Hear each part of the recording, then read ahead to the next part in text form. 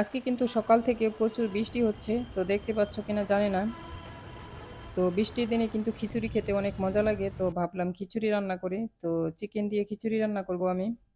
তো প্রথমে আমি চিকেনটা ভেজে নিলাম। তো ওই তেলের ভিতরে আরও কিছু তেল দিয়ে পেঁয়াজ কুচি, তারপরে এখানে দিয়েছি একটা টমেটো কুচি। তো এবার আমি এগুলোকে একটু লাল লাল করে ভেজে নিচ্ছি।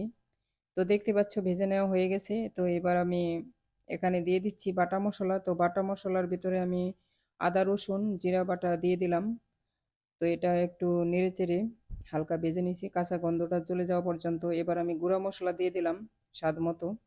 তো গুঁড়া মশলা দিয়ে আমি একটু পানি অ্যাড করে দিচ্ছি যাতে মশলাটা পুড়ে না যায়। তো এবার মশলাটা ভালোভাবে কষিয়ে নিব।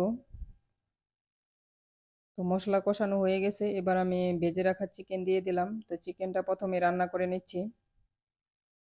তো একটু নেড়েচেড়ে মশলাটা মিক্স করে নিলাম।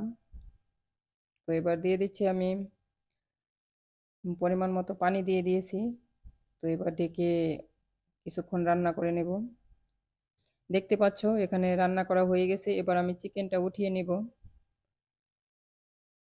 তো এর অফ ক্যামেরায় আমি কিছু রসুনের কুচিও দিয়ে দিয়েছিলাম, তো উঠানো হয়ে গেছে। এবার ওই মশলার ভিতরে আমি চাল ডাল ঢেলে দিচ্ছি ধুয়ে রাখা। তো আমি এটা কিন্তু প্লাউয়ের চাল দিয়ে খিচুড়ি রান্না করতেছি। প্লাউয়ের চাল দিয়ে খিচুড়ি রান্না করলে তো অনেক মজা লাগে, সবাই জানো। তো আমি কিছুক্ষণ ভেজে তারপর পরিমাণ মতো গরম পানি দিয়ে দিলাম।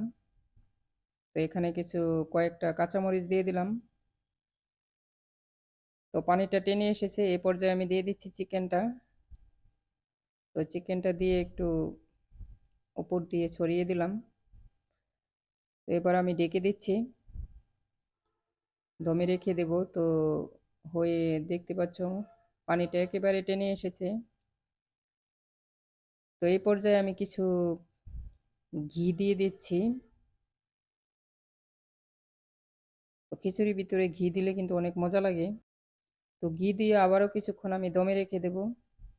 তো দেখতে পাচ্ছ পারফেক্টলি আমার রান্না কমপ্লিট।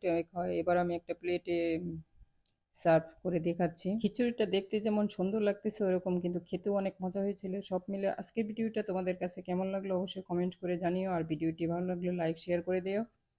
আর চ্যানেলটি সাবস্ক্রাইব করে নিও। আর ফেসবুক থেকে দেখলে পেজটি ফলো দিয়ে রাখো। আজকের মতো বিদায় নিচ্ছি, সবাই ভালো থেকো সুস্থ থেকো, আল্লাহ হাফিজ।